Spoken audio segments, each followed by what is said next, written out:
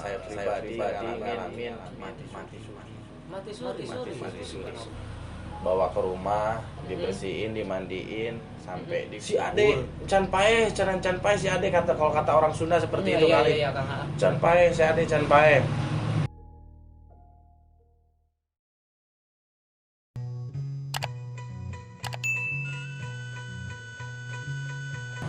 Alhamdulillah sahabat Alba TV. Jadi kita tengah duduk bersama Kang Miftah atau yang dikenal sebagai Ustadz Ibra, yang mana beliau adalah salah satu pembekam ya dalam jalur pengobatan atau teknik pengobatan bekam. Selain daripada bekam, beliau juga memang menjalani dunia spiritual. Bisa dikatakan beliau adalah praktisi. Jadi kita langsung bincang-bincang aja mengenai tentang pembekaman ini seperti apa dan tekniknya seperti apa, dan kita bincang-bincang juga tentang perjalanan spiritual beliau. Oke, langsung aja ya kawan. Ya, assalamualaikum Kang Mip. Waalaikumsalam. Gimana, sehat nih badannya? Masih Masih sehat. Nah ini keluarga semua atau gimana? Masih keluarga. Masih keluarga. Nah, ini kakak saya, kakak istri saya ini masih saudara. Memang kebetulan dari jauh ke sini pengen dibekam. Kebetulan ada Akang juga ke sini, jadi kebetulan lah silaturahmi. Nah, saya kan juga kan denger nih ya. Jadi kalau dengar sebenarnya udah lama nama Akang ini didengar gitu kan. Cuman kebetulan kemarin saudara saya sendiri kemarin dibekam katanya. Saya tanya, ini kenapa merah-merah begini? Saya bilang, ini namanya dibekam Kang, gitu kan. Akang gimana? Ini kan sunnah, dia bilang gitu kan. Pengobatan bekam itu sunnah, dia bilang. Nah, tadi kan Akang bilang juga selain dibekam, Akang menjalankan dunia spiritualnya Kang ya. Ini mangapunten banget gitu Kang ya. Kita berbagi cerita sama sahabat Alba TV gitu kan. Akang ini kan menjalankan bekam juga gitu kan. Terus Akang juga mendalami dunia spiritual. Sejak berbarengan gak nih, atau berapa lama Akang mendalami dunia spiritual? Sejak kapan gitu? Kalau dunia spiritual awalnya memang dari kecil. Ada keanehan itu di saat saya pribadi ngalamin mati suri. Mati suri. Subhanallah. Umur 9 tahun saya ngalamin ya musibah lah ya. Kalau dulu mah anak kecil suka senang layang-layangan. Iya. Jadi layang-layang itu putus nyangkut di atas kubah masjid. Karena saya senang layangannya gede, saya taikin. Pas dapet mau turun, gentengnya pecah. Jadi Akang naik ke atap gitu. Jatuh ke bawah tuh 12 meter. Delas. Di situ saya nggak sadar, nggak tahu sama sekali. Cuman di akhir cerita, saudara saya, ibu saya, abah saya nyeritain pas jatuh itu langsung nggak bernapas lagi, nadi nggak ada. Jadi langsung dibawa ke rumah, dibersihin, dimandiin, sampai dikubur. Itu sempat dikubur Akang? Sempat dikubur. Subhanallah. Dari jam 3 sore dikubur, jam setengah 5 digali lagi. Karena kebetulan itu ada keanehannya. Jam berapa Akang dikubur? Jam 3 sore. Jam 3 sore. Jam 3 sore. Jam setengah 5-nya ada keanehan dari kakak kandung saya. Dia bilang, si ade can pae si ade kalau kata orang Sunda seperti itu kali. Iya, Kang. Can pae si ade can pae. Sampai kakek saya itu yang di pesantren telepon lewat telepon rumah, bukan telepon genggam. Iya. Telepon rumah, ditelepon ke abah saya, eta budak encan bae kunaon dikubur. Sampai balik lagi ke pemakaman, bapak saya sama kakak saya ke pemakaman mau gali saya lagi, tahu-tahu kakek udah ada di situ. Padahal keanehannya dia pakai telepon rumah gitu. Sedangkan jarak dari rumah ke pesantren itu 46 kilo. 46 kilo jaraknya? Ya, jaraknya. Subhanallah. Dari situ digali lagi, banyak yang lihat, udah di atas. Nah, Allahumma sholli ala Jadi ya mungkin posisi pengalaman saya pribadi di saat seperti itu, yang saya rasakan seperti tertidur Kang Ali. Tertidur gitu, seperti tertidur. Di dalam tidur itu saya tuh ngalamin, kalau sekarang mungkin bisa dibilang mimpi ya. Nggih. Mimpinya itu Saya itu jalan kaki di rumput hijau, di pinggir-pinggirnya tuh bunga-bunga indah banget Kang Ali. Bagus banget. Saya jalan. Di depan ada bapak-bapak pakai baju putih, lengan segini, pakai celana komprang segini putih semua, pakai kopiah haji. Berpakaian putih. Dia diam pas saya lewatin. Dia bilang, "Jang, mereka mana? Mau kemana?" Katanya gitu. Lagi lihat-lihat ini. Nempuan iya taman ku halus banget Pak, gitu. Kadia cenah bapak teh ngadaguan maneh. Kadia cenah cepengan lengan bapak. Yuk ayo dulu halus di ditu ditimbang ieu. Jalanlah saya sama orang tua itu. Pas jalan ternyata benar di depan tuh indah banget Kang Alip. Saya lepasin tangan orang tua. Saya lari. Iya. Tahu-taunya mah ada goncangan. Depan saya tiba-tiba ambruk tanahnya, brus. Tiba-tiba keluar api. Subhanallah. Saya lari ke belakang, orang tua udah nggak ada. Teriak-teriak langsung, bapak. Bruk lagi. Keluar api, merah sekali apinya. Subhanallah. Ke kiri, ke kanan sama. Sampai di situ pas posisi mau tenggelamnya tempat saya berdiri, bangun saya. Pas bangun agak kunang-kunang, lihat memang banyak pepohonan. Mungkin itu waktu masih di pemakaman baru diangkat. Iya. Darah saya ini lagi, ini bekas lukanya. Jadi dulu ini yang kena gitu Kang ya. Bagian rahang ini bolong ya. sampai sini, ini bolong ya. Sampai sini dada juga bolong kena besi. Ada seginilah panjangnya. Makanya enggak selamat. Di situ yang lihat setengah mah ada yang penasaran, setengahnya lagi pada kabur. Subhanallah. Masya Allah dengan situ segala kebesarannya awalnya. Kang ya. Saya sampai merinding nih sahabat Alba TV dengar cerita Kang Ibra, tapi benar-benar menarik dan memang mati suri itu benar-benar nyata dan gitu Kang ya, yang akan rasain dan akan jalanin gitu ya. Memang sebuah perjalanan spiritualis yang sangat-sangat memang gimana ya?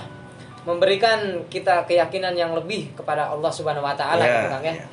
Nah, ada enggak itu Kang sejak berarti mati suri itu dulu Akang kan ya, Akang hidup normal tapi gitu ya, seperti pada biasanya gitu. Justru itu Kang Alip, di saat saya diobatin udah agak enakan, saya jadi sering lihat yang aneh-aneh. Kebetulan dulu waktu saya masih kecil, saya lihat itu banyak anak kecil juga. Banyak anak-anak kecil. Dulu usia berapa sih Kang Ibra? 9 mau nyampe ke 10 tahun. Berarti udah mulai akhir balik kan Kang ya. Saya lihat tuh anak-anak mulu, cuman kebanyakan itu perempuan. Laki-laki paling 1 orang 2 orang, kalau perempuannya banyak, tapi anak-anak semua. Cuman mungkin di sekarang udah enggak kali ya. Saya tafakuri lagi. Jadi dulu tuh rambutnya tuh pada nutup semua. Pada nutup telinga semua. Jadi karena nutup jadi nggak tahu. Iya. Pada nutup semua itu. Jadi lihat yang aneh-aneh mulu, sampai posisi saya mungkin dibilang warga setempat, anaknya Abah Ahmad katanya jadi stres, gitu, ngobrol sendiri, main sendiri, kata-katawa sendiri katanya, gitu. Memang yang saya alami itu ya mereka ngajak main saya, gitu. Kenyataan yang kita lihat seperti itu gitu Kang ya.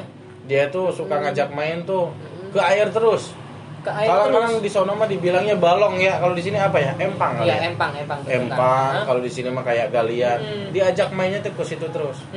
Main tuh di situ aja terus sampai orang tua nyariin. Saking lelahnya orang tua nyariin, jadi gitu mulu. Nah, saya dititipin ke kakek saya itu yang dari saya ke pesantren. Iya. Pas di sono. Berarti Akang sempat mondok berarti ya? Alhamdulillah. Sempat kejadian itu. Alhamdulillah.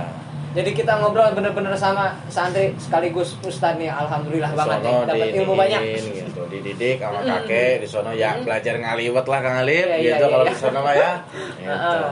Jadi sempat ada permintaan dari Umi ke kakek tutup, jadi jangan sampai lihat lagi. Jadi kita biar nggak ngelihat hal-hal yang nggak harus kita lihat lah gitu Kang ya. Kata kakek ini nggak bisa ditutup, bukan dari makhluk, ini dari kholik. Mutlak memang dari anugerah Gusti Allah gitu Kang ya. Dia nih cenah berbudak gitu kalau kata Sundanya mah. Cuman insya Allah bisa ketutup sebelah. Nah, yang kanan ini ditutupin sama kakek. Nggak bisa lihat. Kalau yang kiri ini masih bolong terus sampai sekarang. Iya. Mau ada yang diem berdiri kelihatan. gitu. Cuman Subhanallah. dikarenakan semakin bertambah umur gitu ya, semakin dewasa ya, pengalaman juga kadang-kadang salahnya banyak ditimbang baiknya. Ternyata yang kayak gitu juga bisa menampakin ke kita tuh gimana amal-amalnya kita juga. Balik lagi ke perbuatan kita posisi gitu, Kang, kitanya salah mulu ya, kita lihatnya yang hancur-hancur mulu. Iya. Ada yang ya jelek-jelek lah nih. Jadi soal adab lah kalau diobrolin juga ya, sama dia betul. juga makhluk. Betul gitu. betul, Kang. Nah, jadi gitu dari keanehan itu. Jadi makanya dari situ saya dididik sama kakek, diolah jadi Perdalam berarti, Kang, ya, perdalam. dunia Kalau itu ya. yang lain mah mungkin belajar yang seumumnya santri. Kalau saya pribadi dididik Alhamdulillah. khusus sama kakek. Alhamdulillah. Dididik khusus di dalam bidang hikmah, naluri keilmuannya kakek yang mungkin diturunin ke saya pribadi. Nyampe umur 16 tahun. Nah, jadi 10 ya. 11, 12, 13, 14, 15, 16. 5 tahun sama kakek. Langsung saya dikirim lagi. Itu di pesantren ini lagi atau gimana, Kang? Yang ini berupanya majelis. Majelis. Dia itu bisa dibilang masih anaknya kakek juga, jadi paman gitu, pun paman di sana. Dititipin ke pun paman. Kebetulan majelisnya namanya Majelis Al-Mukasafah. Iya, jadi khusus untuk penglihatan. Jadi cek orang Sunda mah Kang Lip biar henteu kabobodo tenjo, henteu kasamaran tingali. Bener. Mana Ya, nu salah, mana nu bener. Iya. Salah masalah, bener mah bener. Iya, betul. Jadi benar-benar bisa membedakan mana yang hak, mana yang batil gitu mungkin, Kang, ya. Subhanallah. Mempelajari Al-Faruqnya di situ, Iya. itu alatnya. Sampai sekarang berguru sama beliau. Alhamdulillah. Nggak putus. Tapi kakek sekarang masih ada, Kang, di sana? Alhamdulillah udah pulang. Nah, udah Iya. berjalan lagi di Subhanallah. perjalanannya yang benar-benar perjalanan beliau gitu ya. Mudah-mudahan apa yang Akang pernah jalanin dan apapun kejadian yang pernah Akang lewatkan, mudah-mudahan itu menambah keyakinan Akang khususnya pribadi, umumnya untuk kita nih yang mendengarkan gitu, Kang, ya. Insyaallah. Menambah keyakinan saya juga, ketakwaan saya juga gitu, Kang, ya. Amin. Sama Gusti Allah gitu, Kang, ya. Ini pesan Akang ada nggak nih buat para kawan-kawan kita di luar nih? Kadang kan banyak juga yang cerita sama saya, suka ngelihat ini, ngelihat itu. Jadi ada nggak pesan dari Akang nih pribadi gitu khususnya gitu? Kalau pribadi saya mungkin Kang Alip saya tidak bisa nasehatin ya. Iya. Karena saya pribadi juga yang wajib dinasehatin gitu. Cuman hanya saling mengingatkan gitu. Jadi saya nggak bisa bicara yang lain-lain. Mungkin pengalaman waktu saya mati suri aja ya. Iya. Dalam mimpi itu tadi diceritakan, Betul. saya disuruh megang ke tangan Ya. bapak-bapak itu, orang tua itu ya. Tapi di saat saya melepaskan tangan itu, ternyata malah keburukan yang menimpa saya. Jadi hikmah dari mimpi tersebut di saat sekarang saya udah pahami, jangan sekali-kali melepaskan diri kita dari orang-orang yang dewasa atau orang-orang soleh. Amin. Gitu. Kalau bisa Ada kita itu hikmahnya harus itu punya dibalik guru gitu, belajar Iya, ngaji. Bisa dibilang mungkin orang tersebut itu ilmu Allah. Ilmu Allah gitu, Kang, Iya, ya. jadi sama dengan kalau kita melepaskan genggaman kita dari tangan orang tua tersebut, kita celaka. Iya. Berarti kita juga memang harus mematuhi orang tua, Kang, ya. Nah, Bang, orang tua adalah lautan hampura, cek orang Sunda mah gitu, Kang, ya. itu yang saya pelajari, Subhanallah. yang saya Ya. ini renungi, alhamdulillah. Alhamdulillah, subhanallah.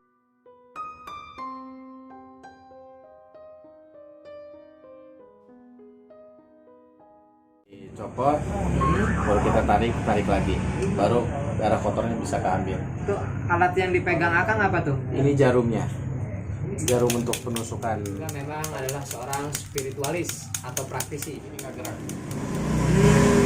Ini namanya darah kotor. Jadi ciri-ciri darah kotor itu kental.